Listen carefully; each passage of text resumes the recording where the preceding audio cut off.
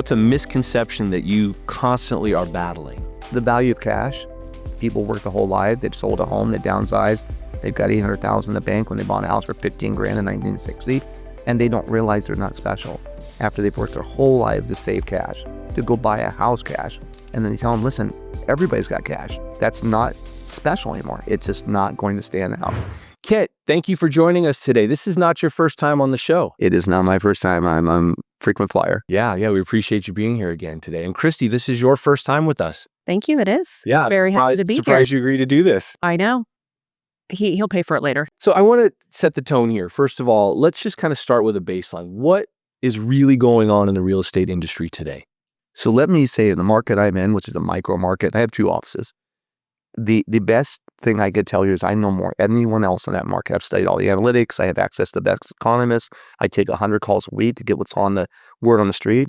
And the reality is nobody really knows. We're in a purgatory. People are moving out of necessity right now.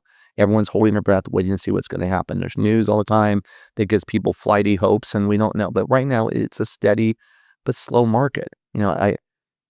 Children and agents and anyone who knows that the most likely thing is what goes up must come down. We all know that. So let me ask you, though. Typically, we measure a market as a buyer or a seller's market. What do you say we're in today? But see, that's interesting you say that, because there's a divide in there. It's not universal. There is a problem with condos are in free fall. They are. And the paradox with condos is, with inflation, the cost of reserves and HOA dues are making it the ratio. Well, for instance, I own 2 homes, little tiny condo. And with the HOA, it is the same cost as my little house with no HOA. That's why you can't, and not only that, but the condo is volatile. The HOA, based on the reserves, has to respond to inflation. So it is, for the history of HOAs, they never go down. They might abate assessments, but as things age, decay occurs, repairs are required, that HOA is going to go up no matter what. Even if you get all the amenities done, 7 years later, you're redoing the pool, you're repaving it, you're fixing the gates. You buy a house like I do, I've got digital landscaping and a palm tree. I don't have that. So from an inventory perspective, you're seeing real challenges on the condo side. But in general terms, who has the advantage today, the buyer or the seller? Or I'll just cut him off. It's the buyer. It's the buyer. I'll just go straight to it. It's a buyer. Well, again, speaking to my market and the small market, the buyer has an advantage. The market is probably 3x where I'm at as far as how many homes are on the market. But houses still have an immediate value. They're a necessity. Condos, buyer's market in her statistics, because she has a much global view of things than I do. But in my universe, my eyesight, I'm still selling homes, but I'm not selling condos. I've quite honestly pulled my advertising and moved it. I moved the cheese where it's at over to houses. And that's why we struggled for a couple months until a trend becomes a trend. And then when I saw houses, especially affordable housing, I shifted my solicitation for listings over to that side. And it made a huge difference because condos were competing against themselves. Yeah. So Chrissy, you're on the title side of the industry. So you've got real estate, title, mortgage. We've got all 3 bases covered here. Yeah. We could do a deal right now. Let's do it. We're ready. What are you seeing from your side of the fence as deals are coming in? What's the driving force? Are you seeing lots of concessions from sellers? Is it price reductions? Is it money towards closing costs? What are you seeing at the title side? I'm definitely seeing a mixed variation of a few things. Our investors are buying. They are a little frustrated in the last few weeks. They are waiting. There's always a delay. People freeze markets. Some people still think we're in COVID, right? Some people think maybe we're in the 80s. I don't know. But the investors are frustrated because it is a buyer's market and the sellers are not really understanding that yet. So I think a little more months into winter, and they will. Individually in pockets, people are absolutely giving concessions. That's just a normal part of it right now. So let's be honest, it's pain that needs to take place. It's pain that needs to take place, yes. And right now the agents are the ones feeling it. And when you have a lot of equity that's built up over time, right? We had an incredible run in real estate.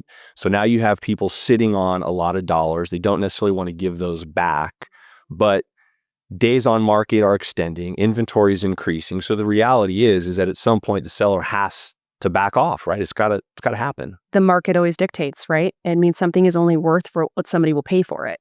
Even if in your brain you think that this is the most beautiful house, I've done this, I've done that. Every seller thinks that. However, the market dictates, and we see the stats. It's sitting longer, so you need to get in and you be aggressive. Yeah. What's your big strategy, Ken, in terms of that conversation with your sellers? How are you handling that situation?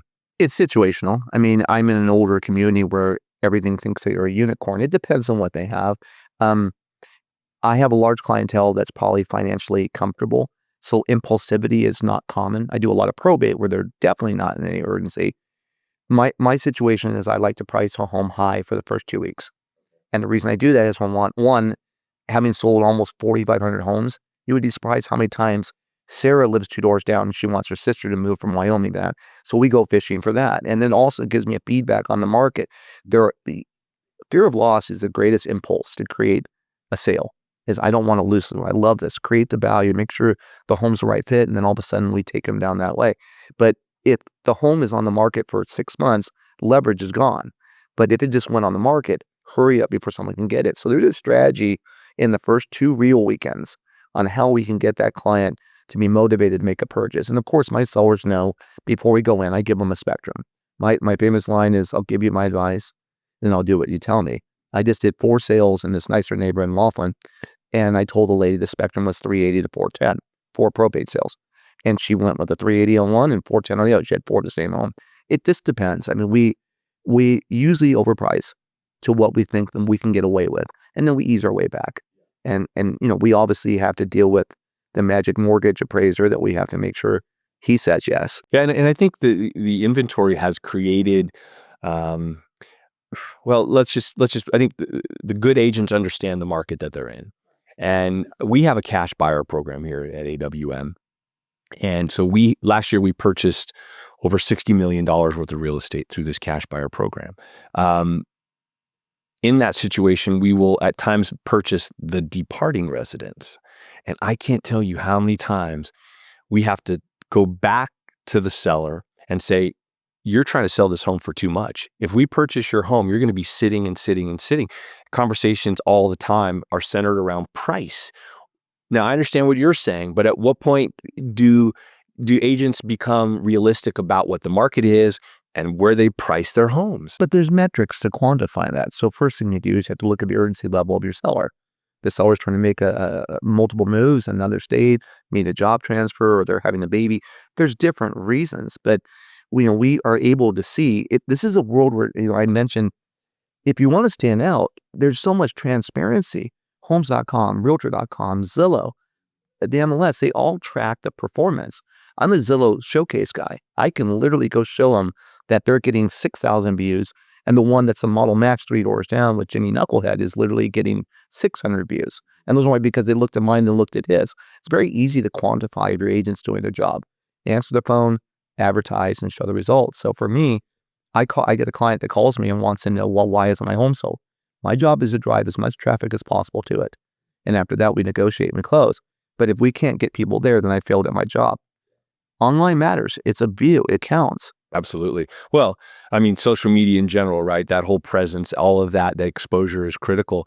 So what's the biggest misconception then from, let's stick with the seller. What's the biggest misconception that sellers have today, in your opinion? Christy, I'll start with you.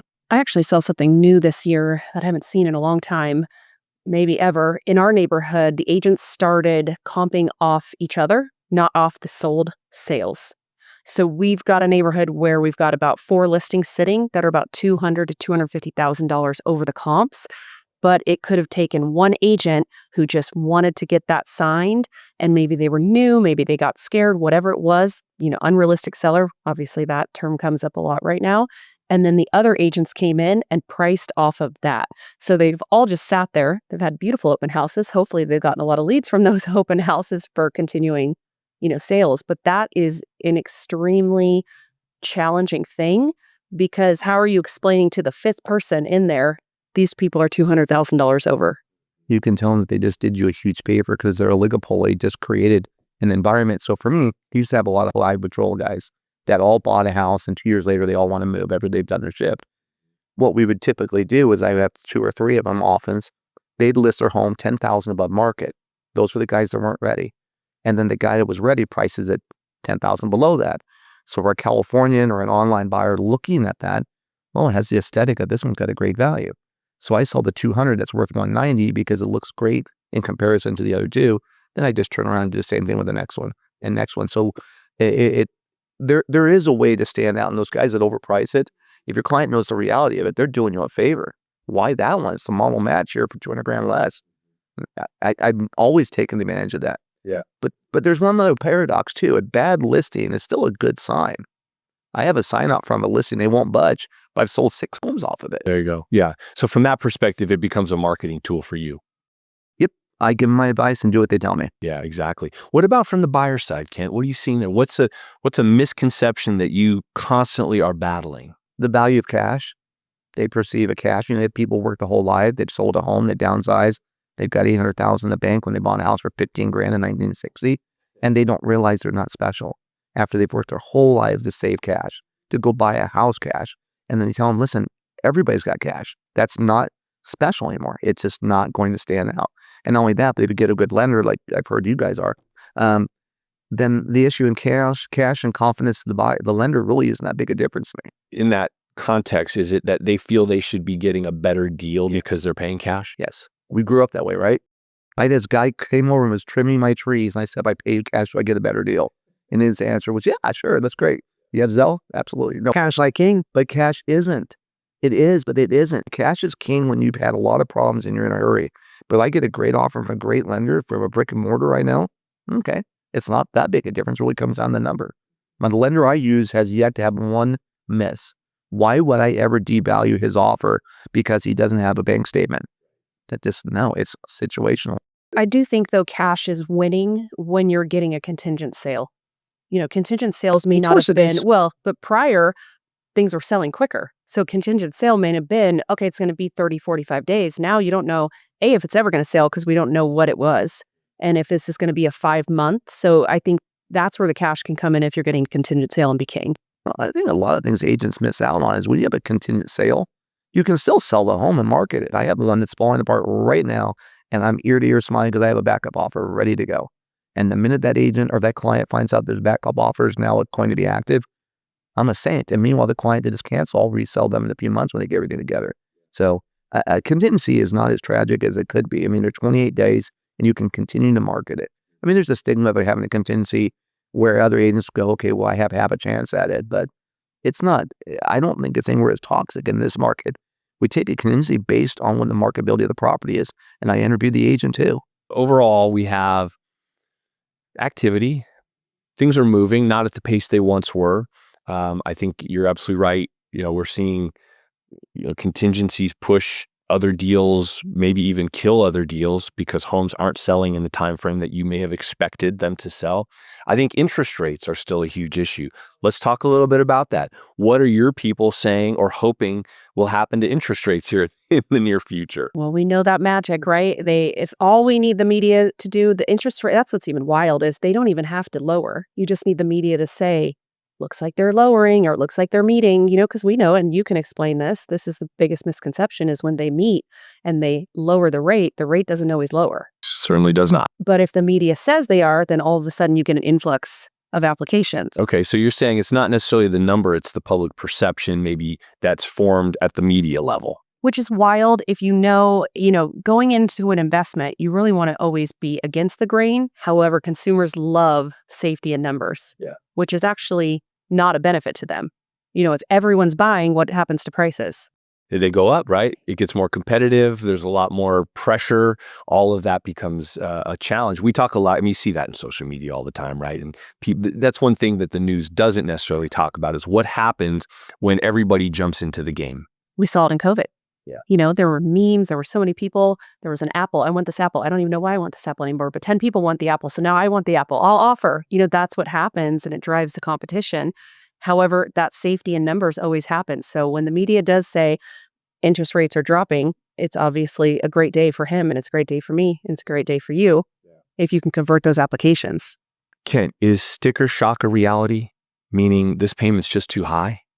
It depends on the age of the buyer. My clientele that's 70 remembers the Carter administration and 18% rates. that provoked, the adjustable rate mortgage catastrophes that we had not so long ago. And then you have clients like, for me, my first home I had at 3.25. My first home I ever bought was at 8%. And I could pay my payment. It was okay. It was under $1,000. I was 18 years old. And my second home I had in Laughlin, my rate was 7 3/8, and I hated it, but it's a little house, not a big difference.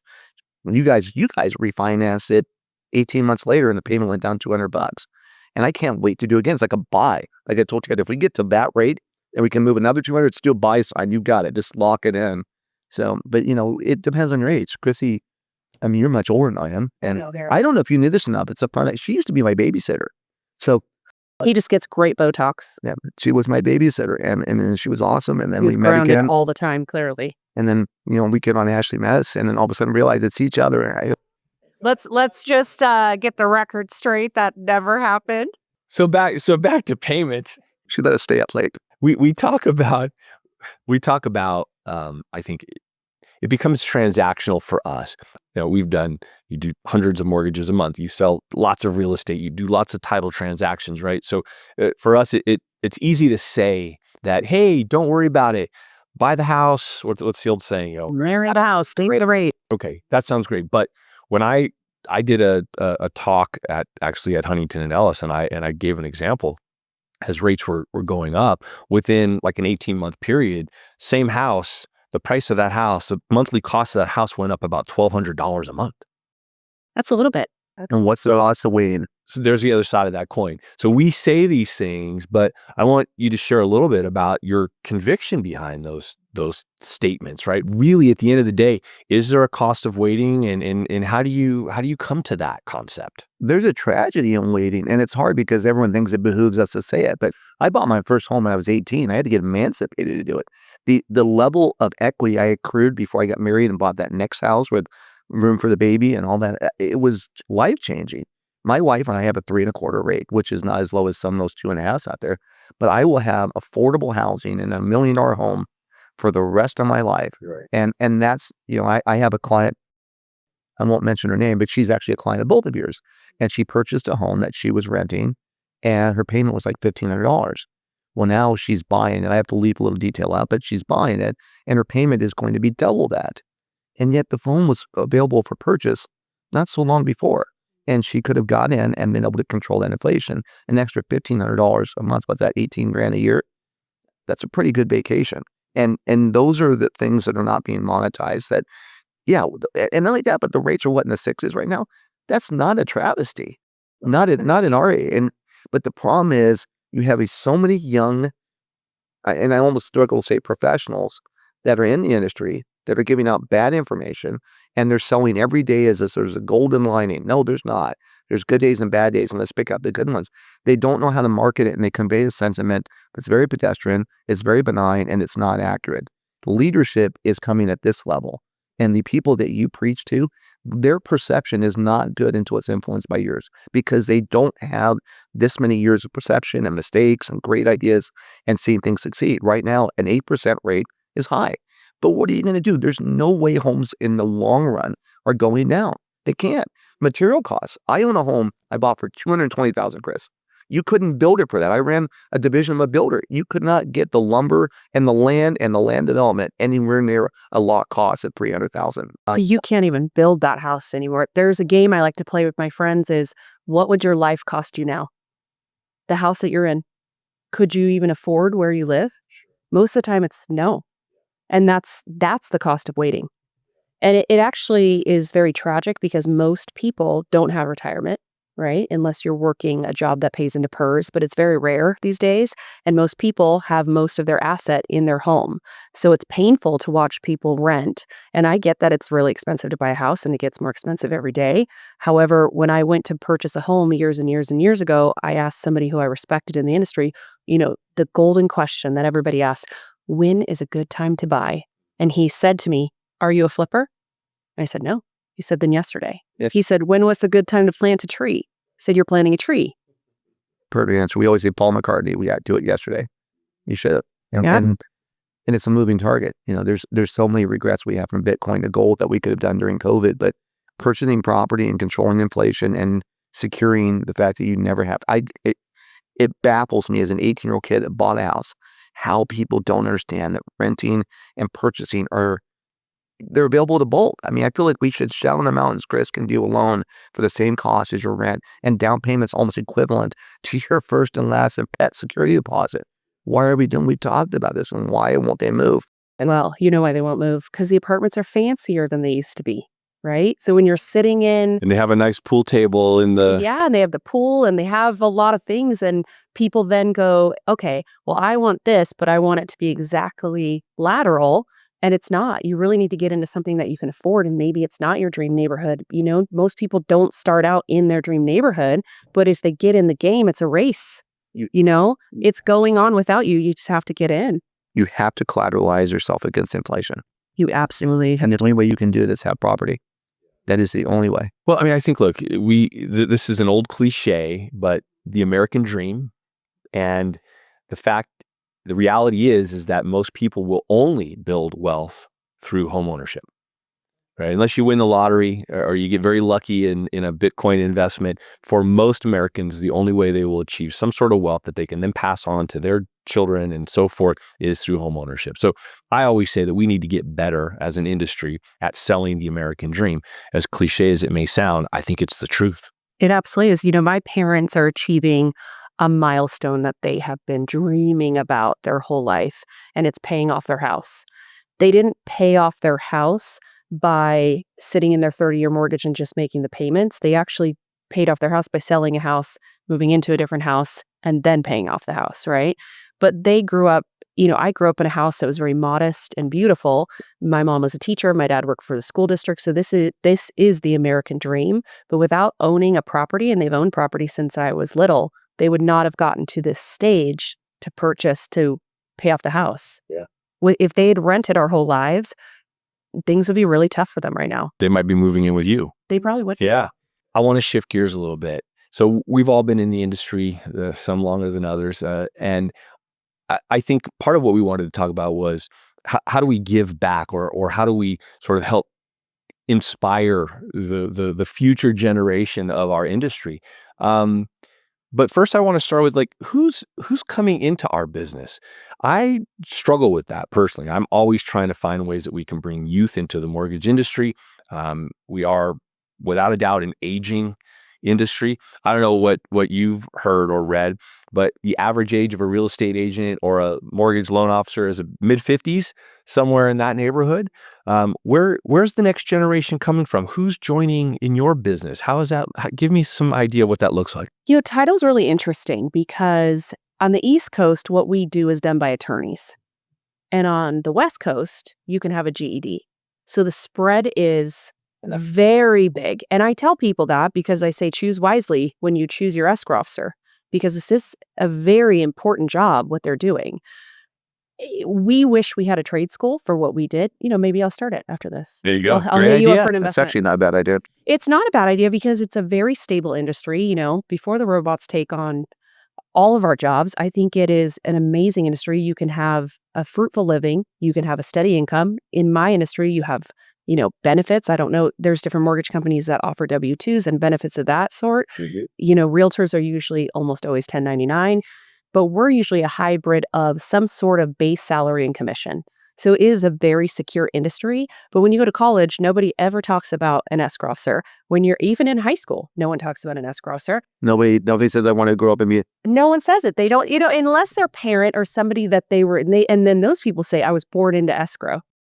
Interesting. But it's a great career. Yeah. Is that where you're seeing the kind of the inflow of new people are from their mom or their dad or somebody they're related to was in the business and that's how they were introduced? And I know that's very common. You know, a lot of the jobs or industries that I worked was because I heard about it through a friend, right? I actually started in the mortgage industry. That's how I started in this industry, and it was through someone I knew. But again, that wasn't talked about in college. I didn't even know that was, you know, you go and you go, okay, doctor, lawyer, journalist, you know, all of the top 20 things that you can be in college, but nobody ever exposes you to other careers. And I think that's why we see so many people with college degrees that they're not actually using, is because they don't show them the full options. It's very limited, which is doing a disservice to our industry. Because in my industry, and you can say this as well, I think sales in general, I mean, a business degree would be great. A marketing degree would be great. I personally have a psychology degree, and I use that more in sales than any degree. But that was by luck and by chance that those things aligned. Right. That wasn't a plan that we sat down in the dining room table with my parents and said, you know what we're going to do is we're going to do it this way. So really what we are is we're an industry of people who sort of stumble into it. They stumble into it. Some get lucky in the stumble. Did you get led? I get lit. Led. Well, I knew you were lit. You're lit right now. I actually was working at a suit shop, and the first guy that wasn't trying to get me to join Amway ran a home builder, and I was selling him suits, and he felt that he could transfer my success there over to real estate, and I went to work for Stamp Park Homes, and I just never left the industry because it had a much better paycheck than selling a couple wool double-breasted. Yeah. But to Christy's point, there was no college degree for real estate agents. There was no trade school for you had to. So you remember when you're in high school and you went to get a job. I went to Miller's Outpost, and you fill out the application. You have to put what grade of high school you finished and then college and college degree. I went to one class. I went to an anthropology class. So I was kind of interested. Mr. Rafferty never paid attention, never turned my stuff in. Rafferty was great.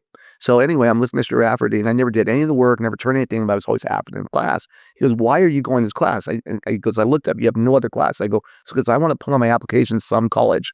I go to one class, I can mark some college." So that helped with a couple builders when I moved around a little bit. That was your first job, Miller's Outpost? My first job, no, I was like a 5-year-old making bicycles, trying to sell them to kids on my street. I was running the inner city bike market. I knew that. That did not shock me. The black market for bikes. He was born an entrepreneur. I want to set the stage here in some way. What if I'm listening to this, how do I know if I'm the right person for this business? Because this is not for everyone. You're correct. It's not for everybody, and we're the trifecta here, right? We've got lending, we've got title, and we've got real estate. And really, they're all three very, very different. Mine, like I said, is more of a hybrid of a sales and commission with benefits. You guys there is some benefits, but it's mostly commission on your side, and then you're solely commission. I think that a lot of people that get into real estate, the HGTV shows didn't help because they thought, okay, we just wear pretty clothes all day and open homes that are gorgeous, and they're not thinking about maybe the homes that are not so gorgeous, and they're not thinking, am I an entrepreneur? Do I get up every morning and want to build a business, or do I want a job? Do I want to go somewhere and have somebody say, this is where you need to be from 8 to 5? So I need to be entrepreneurial minded. I need to be a self-starter. I need to be highly motivated. What do you want to add to that? Well, the new agents don't have I feel like because they don't have experience, and they're seeing a whole new world of technology and self-gratification and self-indulgence. And, they always said, don't sell the person, sell the property.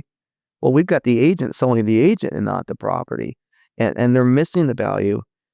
They're getting great job of getting attention, but it's not focused. And I really think that this industry is going to continue to shrink down the top producers. And that's great for me that you see people drop out that shouldn't be in this business. One, they neglect their customers. How many times we have to cover for another agent, as you guys do? I mean, Taylor, your mortgage lender, for the sake of us listening, calls me up and goes, "Can you get a hold of the other agent? Can you do this? Can you do that?" Yeah. And eventually, water seeks its own level, and we're going to continue to dominate a market by performance. And then the thing these agents miss is that we live in a world, as I mentioned, you can quantify success in marketing. Their reputation is going to crush you when 90% of all buyers find their agent online. Yeah. So what happens when you get 3 stars because you don't call someone back? And then not only that, drops you on the Google searches. They're ruining their reputation by poor performance. You mentioned technology. Is it possible that we're in sort of an environment where we don't know exactly what skill set is going to make us successful in this business? I say that because, I feel like I can sit across from the table from a loan officer and I can tell them these are the things you need to do. But in the back of my mind, I'm thinking the world is changing. And my definition is my thought process of what creates a successful individual in the mortgage business. Is that accurate, or is it changing and I just don't see it? I actually think one of the biggest things you can have in your skill set is understanding what you're actually good at, and understanding, for example, yes, you need to be a self-starter, right? If you want to be in real estate. But if you're not a self-starter, if you love admin, there's still a place for you in real estate. You just have to know that. Maybe you're more of a fit to be a transaction coordinator. Maybe you're going to be an assistant to somebody. Maybe you're going to be a showing agent, open doors. Whatever it is, you have to know yourself and know what you're good at. And then you have to be able to adapt because as we know, it's adapt or die. So being able to understand your strengths and weaknesses and being able to convey those to somebody clearly to hopefully help position you properly for success. I mean, look at Kent. He has a giant heart, right? He wants to help people all the time. He's also a self-starter. So what he's doing is he's working in a sales position as a leader, as a boss, as an owner, and all of those align with his personality. He's also heavily involved in charity, and that goes hand in hand with his business. Whether he did that on purpose, whether that organically fell in that way, he's come a long way from Miller's Outpost, and he's doing great. I mean, that is the perfect picture that you just painted. So talk to me about that. How, if I'm coming, man, we're talking about people trying to understand whether this is a fit for them. Talk a little bit about, Kent, about how you've managed to really take your skill sets as, kind of an administrator, let's say, an operator, but also align that with who you are as a human. That's a big question. I mean, we joke around, and it's not joking. I've done this 35 years, and I know you've been around a long time too. We've earned the right to work with the people we like. And that, she talks about business Darwinism, and there's always truth. And you talk about the times are changing. They've been saying that since the time started. Baby Jesus said things are coming up, brother. And so things are always changing and adapting to the parts that matter. I think the hardest part is finding out what matters. We don't want to get on MySpace. We want to get on Facebook. And it takes a while to figure out where that momentum is going. Once you see that, and for me, I'm every agent that works for me came from another industry because I envied their talents outside of our box. I brought in people that had great skill sets that I never imagined. I have a charity that I work very heavily with, and it's interesting because it opens the door to character. And what I love to find is someone that's underemployed, wasted talent, and a work ethic. I will run them to death. I've got my 3 best agents came from nowhere. And so adapting, the market's changing, but it's still people-centered. This conversation, you two don't know each other, but I highly anticipate that you'll work together again because the level of excellence that both of you do, that's no BS. You are good at what they do.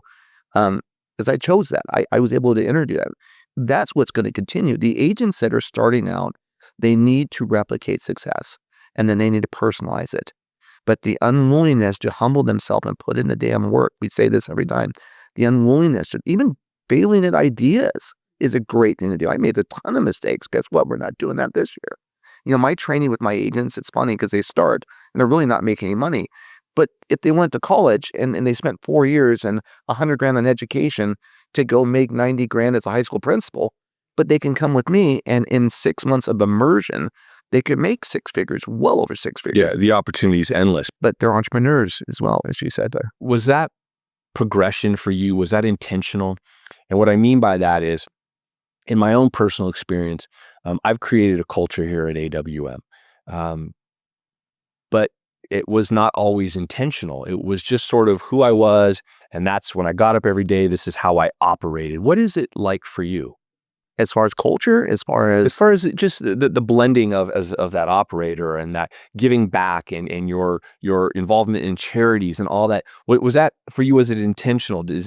Was this by design or is that just who you are as a human? You have those Forrest Gump moments, and I hate that the younger generation doesn't get it, but Forrest Gump stumbled into a million great things. He had a fishing boat because he went out in the ocean during the hurricane. Everyone got crashed on the shore, thought they were being safe. So you get those penicillin moments of what works. I like to, I'm very impulsive. I'm deeply researched, which is odd comparison. And I like to run my own race. I don't sit down at a desk. I don't do things like my other agents do. I don't even write contracts. My job is to interact with the public in a way that I find gratifying. I am very fortunate the relationships I've had, once they're manifested, have turned into prosperous for my charity and my business. Because again, reputation matters.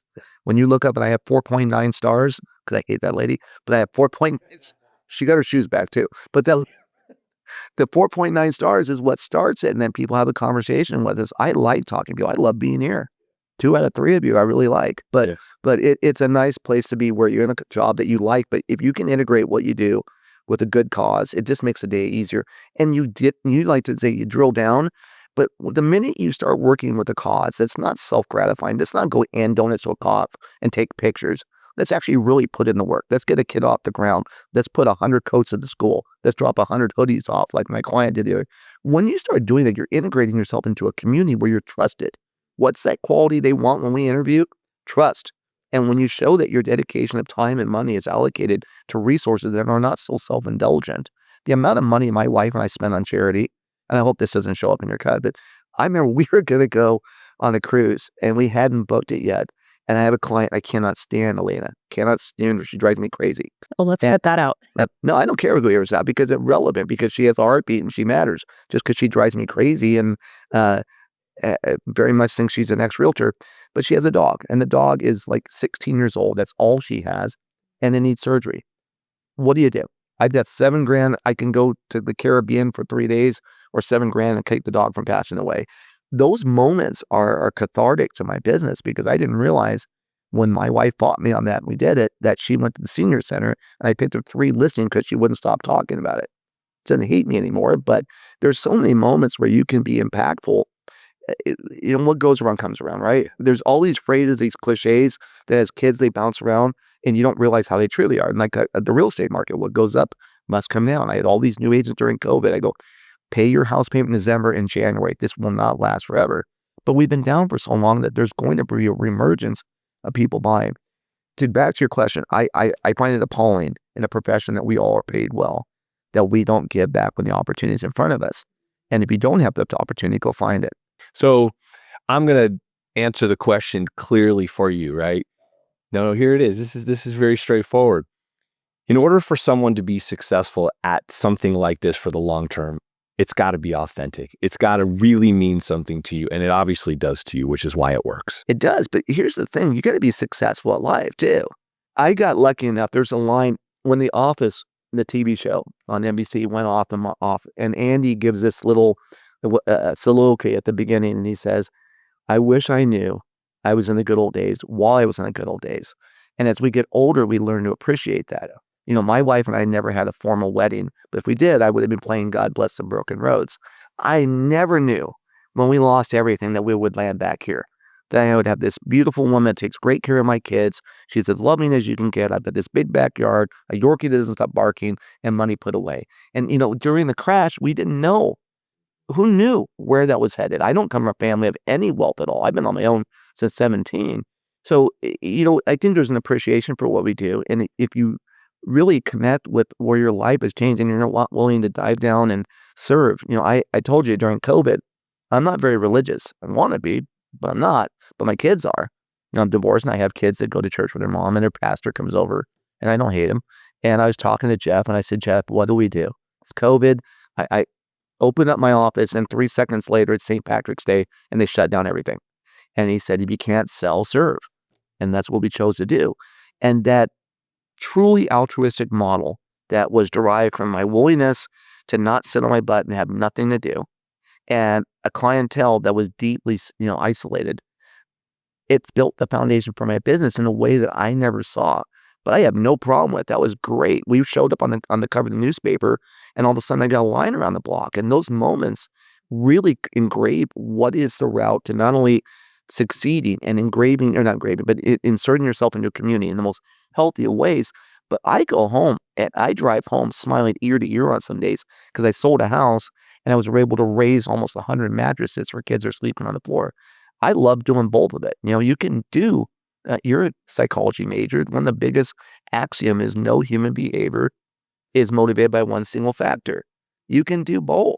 And if anyone says I do it to get attention, I have no problem with the reflection on me as a good guy. But the question is from that person, what are you doing today? But you don't do it for attention. That's the difference. I do not do it for attention. You are completely authentic, from the good or the bad. And you're just completely authentic. I did offend myself, and I appreciate you saying that I'm very authentic. I do not have a filter. But when someone sits there and goes, well, you do it just for attention, right? Ask me all the other stuff we never told you that we did. We're deeply involved in knowing this. I've recruited money from you and your company that no one even knows. Your company as well. You both are sponsors of my charity. And that really doesn't give you any street cred.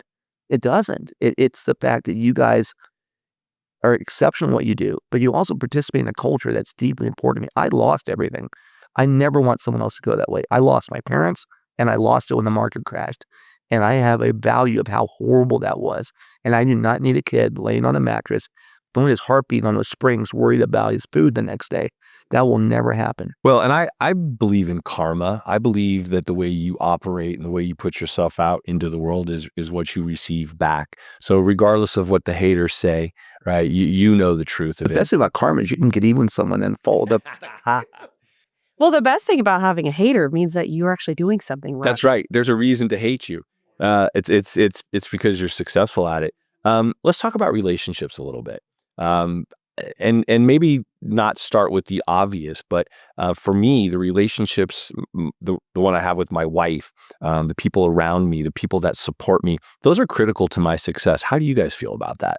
I think that I couldn't survive without it. I am a very passionate, emotional, and logical person, a little bit in there. And if my home isn't happy, it is very hard for that not to be porous and bleed into other areas. So my why is first and foremost family, always. And everything I do is for my family. Relationships to me are enormous. I've left companies over them because they either got in the way of relationships, they got in the relationship with myself. I think that's a huge one as well. Good point. You have to be true to yourself. Having a mentor is really important, but relationships in this city, Vegas is such a unique city. We're a small city inside a big city. We're one Tasty Freeze and a football team and a country song away. I'm sure you and I have 5,000 mutual friends bound together by 5,000 more mutual friends. So how you treat everybody is a direct relationship on what you get back. I absolutely believe that. And I know a lot of people in this town that treat people very horribly. And they may still be successful, but I can tell you they wake up miserable. I can tell you that, everything is always coming back. And I think people think of that more tangible, but everything's a mirror. I'll do something and I'll see it show up in somebody else. And if you're aware of it and you're open to that, it is really life-changing. Yeah. And Kent, for you, how would you say your relationship with your wife drives your success on a daily basis? I think, well, I've always been driven. It doesn't matter where you're going to be. I don't have a brake pedal. For me, being in a family dynamic, a marital dynamic, and she didn't even watch these, but I could not be more satisfied with what I accomplished. Like I go to listings and they go, tell me how good you are. I go, here's a picture of my wife, and I talked her into marrying me. Just so you know, I'm like a Laughlin 4 and she's 9. A Laughlin 4, I almost spit out my drink. That is quite a sales technique. I married the homecoming queen. I'm going to use it. It's a natural resource. Why don't I? And you know what? Tangible evidence. It's funny because she got her real estate license just so I can use her in advertisement. Literally, that's literally the only reason. Well, that's what she says now, but that was the reason. True.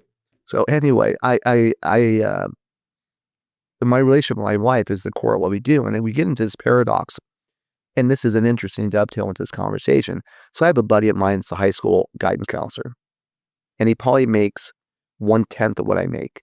And he goes home and he goes to his house in Bullhead City, and he sits in a recliner that probably has electrical tape holding a tear, and he's watching a 19-inch TV with limited cable channels. But he doesn't worry about one single thing. Doesn't worry. I'm an entrepreneur with a beautiful home, 3 very high-end dogs, a wife that doesn't stay out of the mall, and I have to worry about things that Brian never has to worry about. And it's an interesting paradox because we have nice things, but we have those nice things to make us happy. And you have a guy sitting there with his Labrador next to him, watching that 19-inch TV on tape-delayed UFC, having a couple beers, and he's content. And for me, as an entrepreneur and fear of loss, I'm never content. There is never enough. I want that cup to overspill all day long. Now, there's enough that makes me feel safe. Yeah. You're just a builder. What's that? You're a builder. You like to build things. I like to create. I think we all do. All these personalities in here, we're here because we are creating. You have a business, and I've listened to some of your podcasts. I mean, you made one comment that resonated with me, was that you told everybody out there that you're going to grow, but not at their expense. That's a connection to those guys they'll never know, and it's also a covenant. I have 28 agents, but I only have 4 that I feed. And those 4, like I said, will shove a baby out of the way to get a deal done. And I want that because, one, they're making life-changing money, and that's fun to observe. I mean, I have a kid that was a maintenance worker, and he's going to Paris next week, and he's got back from Thailand. He was putting things back in his car to Target 4 years ago. So I love being a part of that story. I have a couple, 3 agents now that really have remarkable things that they change. But for me, I want to go home and spend time with my pretty wife and watch TV with the head on my shoulder and be able to be in a financially comfortable scenario. I don't need to be rich. I'd like to be, but I want to feel safe with the right people. And I wonder all the time, our time allocation versus spending time with our family versus work. I don't think I'm there yet. You might be. You're more 9 to 5, aren't you? Like you just work about 7 hours a day. 70. But when we talk about relationships, and you touched on this earlier, you're at a point in your career where you want to do business with people that you like. So let me ask you, if I was to ask one of your best clients, what is it that they like most about you? Well, let's ask him. He's Perfect. right here. He's right here in the room. I mean, we'll just get a live. I didn't pay him for this, so I don't know. Are you sure you want to let him I loose do, with that? because at least we know it'll be honest. All right, let's go. Let's see what you got. But what's great about Christy, so we have core tenets we need in this industry. So we need someone that can answer their phone. Let's do that. Vice president of the company. I feel like I have 2 marketing reps. I have Chris Bolts, who's the greatest of all time, and I can call her, who has more of a creativity. Not that Chris doesn't, but I have 2 marketing reps because she's exceptional at what she did. I interviewed every title company, and I asked them several questions, and every one of them got it wrong. And then miraculously, a guy from 30 years ago called me and go, let's take an interview. She closed the deal because I was under the confidence that she would keep up with me. I didn't expect her to exceed that, what I did. But if I'm going to work this hard and had you in her business, which I do, I want someone that's running beside me and shares the same values, same access, same reception, and similar intellect. There's so many components, but it was about her ability. One, she knew more than I did, which makes her a resource. The second thing, in her industry, she has clout. The third thing is I actually like Christy. Like this conversation, I knew would go well. Yeah, and it has to go there at some point, right? You have to like the individual. It's certainly those other skills are critical, but there's a lot of people who would answer their phone, and there's a lot of people who are good at the title industry, but there's that additional. I wouldn't go that far, to be honest with you. I don't think there's that many people that are great with it. Maybe lending because it's a broader field. But my point is at some point there has to be that, hey, I really like this individual. They got a great personality. They make me laugh, whatever the case may be. That's the glue really at the end of the day, I believe anyways. There's the old expression, there usually be a critical path, but there's a critical path on what we do. And as you said, we're triangulating the corners, although there's only 3 here, of what is most important in this relationships. If the client only knew the ability to reach you and you instantly to solve a problem, not a 911, but a 911, the amount of clout that comes from meeting someone like you and earning that relationship, or you who can resolve a problem based on the value I've created by 1, bringing you a ton of business, and 2, treating you the way we do. I wouldn't work here, even though I love my escrow or my loan officer buddy of mine, but I could not work here if the culture did not match my values. So it's really a big picture. There's no one simple answer to any other. I never have a simple answer, but okay, I'm going to force you into a simple answer. Oh, here we go. like Chris getting aggressive. He never had me go. Look, he leaned. I'm even pointing my Got finger. an elbow going there. I want to know, what is it that your clients would say the one thing they love most about Kent Divich? What would that be? Give me one thing. Connectivity. One, I generally like people, and we talked about this once before. You're a Giants fan. I can talk baseball with you all day long. Connectivity is a great word, but what I'm hearing is that you really care. You're listening to what I have to say. You care about my response, and you'll take that with you so that the next time we have an interaction, you're going to remember those things about me. I'm going to answer for you because I know the answer. It's you deliver. You care. That's the stair step to delivering.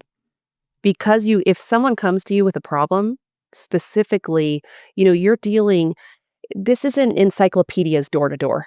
These are human beings that have life situations going on. When he goes to a listing appointment and they tell him, I'm challenged financially, or I need to move here, I have to sell this by the 15th. If it is in his wheelhouse, if he has the power to do it, he will deliver. He doesn't just sell to sell. It's not okay, I sold, on to the next. He knows these people. It's a community. He knows these people. He knows what they need, and he will die trying to deliver for them. And I think that is what comes through with your clients. Yeah, and she said that much better than you ever could have. She's very eloquent. I'm actually surprised how well she's doing today. I know. The one thing we didn't really touch on is, how did you guys meet? Well, we did talk about it. Yeah, but that's not the truth of it, is it? No, we did meet through Chris Fultz. Chris Fultz is one of our all-time favorite marketing reps at Landmark Title. We'll just plug that right there.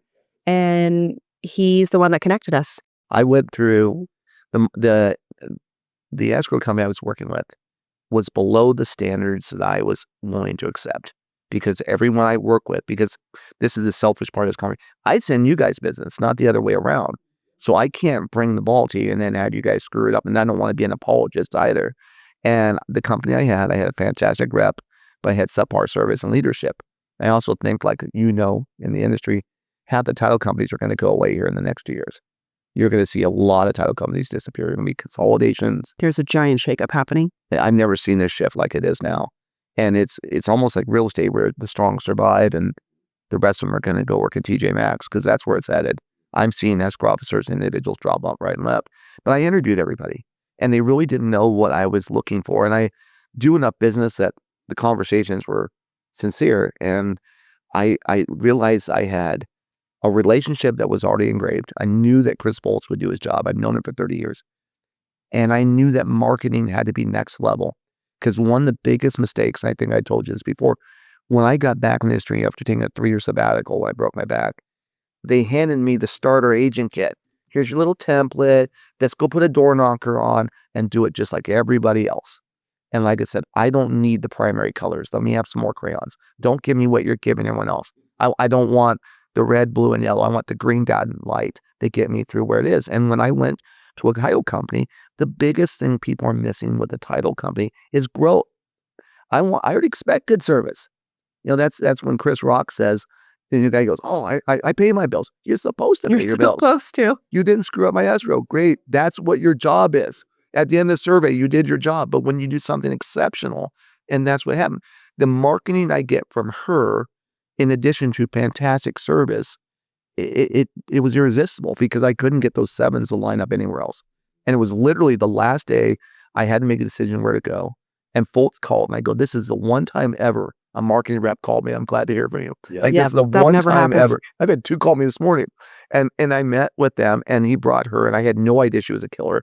They brought the president of the company, who really didn't even matter with her pushing him out of the way. Oh, but we love him. They took me to a horrible coffee shop. And Yeah, they closed. What coffee shop's closed? while we're there, In the middle of the In the conversation, middle of the conversation. excuse me, you're going to have And to leave it's now. like 1 p.m. We're out of business. I told you, we're 1 Tasty Freeze away from a small town. That's a bad omen in any business relationship. We spent maybe an hour in the parking lot finishing the conversation. because they ran us out. It was a holiday, I think. It was a holiday. Yeah, and so, I want someone who's going to magnify and protect my brand. I want to grow, and I want you guys to help me at every bit I do. Every bit of business I go out and hunting and foraging benefits everyone. And it's funny, both of you guys have a deal. And again, I can't mention the name, but you guys have a deal right now that I don't make a dime off of. A friend of mine passed away. He had 4 properties. One of them has a very unique situation of the value of the individual lender is enormous to the person that passed away and to the inherit to me. But your company and your company get to profit from it in an ethical, normal way. That's what this triangle does. And although your husband's in real estate, the fact that we like each other and edify each other, protect each other, you're hiring a new escrow officer. What I love about Maria is she will sit in those meetings and say, "Just so you know, Kent's not only a great guy, he has checked on you multiple times. I have been asked to give you extraordinary service. You need to hear these words. You were very important." She makes you look good. Because she should. That's Well, what it's the power of a partnership, really, because it's more of a partnership. Title, for a very, very, very long time, and before I even got into title, they were order takers. Their job was, and it still is, to be neutral and to control the transaction and to deliver clear title, right? But it was order taking. The old school reps had pens and desktop calendars, and it was a handshake. You worked with who you like, but really it was service and order taking. The industry has completely changed. You need to be partners with your agents. You need to understand their business. You have to understand, where do they get their leads? How do they make their money? What can you do to partner and align with them? Because we are business partners. And that's the difference. I really, truly, I've never sold something past when I stopped believing in it, because I don't like to sell. I like to educate. I like to partner.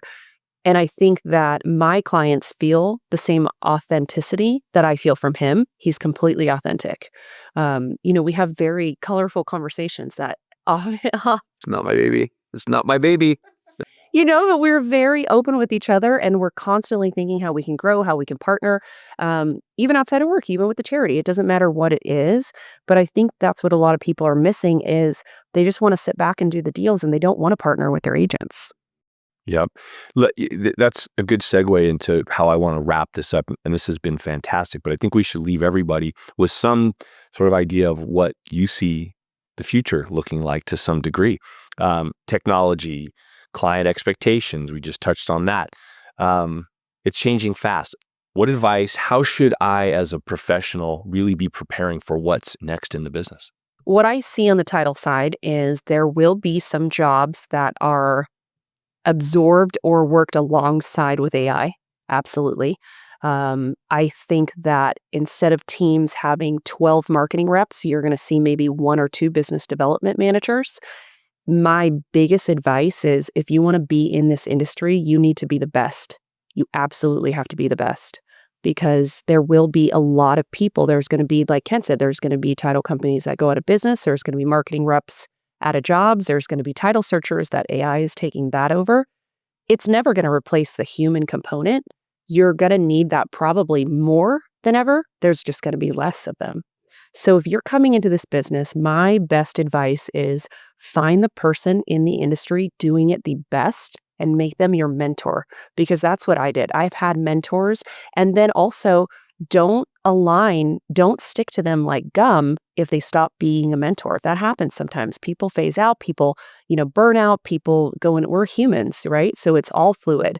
I've had multiple mentors. I've had mentors lead me astray. I've had mentors lead me correct. I've had mentors step in my way, but you have to find somebody doing it in your industry who is absolutely the best, learn from them, but know that you then have to take it in your own and put your own spin on it. Yeah. That initiative has to be there for sure. Kent, what are you telling your people about the future of the real estate industry, at least the next 6 to 12 months? Well, the next 6 to 12 months are going to be a template for about 5 years, I think. The bell curve supposedly wrong. I think the numbers again, I'm very anti-condo. I shouldn't say that I think condos are in trouble, but I think the American dream, we need to race and go get it before we can't get it, before every outside investor and every hedge fund grabs a property. It is coming unless we have legislation against it. I told you I have 3 daughters. I'm trying to buy 3 investment properties to hand it to them so they, again, collateralize against inflation. I am never been a tech guy. And it's interesting because I went to another title company and their tech savvy was so much better than another one I had been working with for years and years. And then when they faltered in areas that were critical and I interviewed, I couldn't believe what they had as far as the ads, the Facebook posts, the things that they create for me. But what it taught me was I really don't need to compete against those technologies. I just need to learn to channel them. I mean, I have a great social media. I have 1 million views a month. That every rolling 28 days. I can't believe I can say that. But it's because the chemistry of what she does, her marketing team does for me, and then our innate and organic actions, but the combination of the two. So using, AI is great for me for prospecting. I still like doing this face to face, but to get on that doorstep, you've got to grab those platforms, that technology, those places where information is being served and collected, and individuals are they're the moth, the light. I mean, Zillow is a monster. I'm a Zillow Flex team now, one of few in Vegas, and that's enormous value to, especially for you guys, where I get these leads and they're curated and they're handed to my professionals I can completely turn my back on. But as far as development, you need to ride the growth rather than fight the growth. What's happening with the industry, the changes are happening, and I will tell you this: get ready for the AI virtual tours. Those are going to be a game changer. Those are coming, and those are amazing. So stay tuned, right? More to come, as they say. It's coming, but the problem is if we get all done with this, what's just happened in this room today where you two don't know each other, is you just built a relationship you never had before. And you are both powerful in separate industries. Yeah. I mean, that's the part I can call either one of you for a favor, and it's the upper echelon of what we do. Well, that is a great way to end this segment. Kent, Christy, thank you for joining me today. Thank you so much.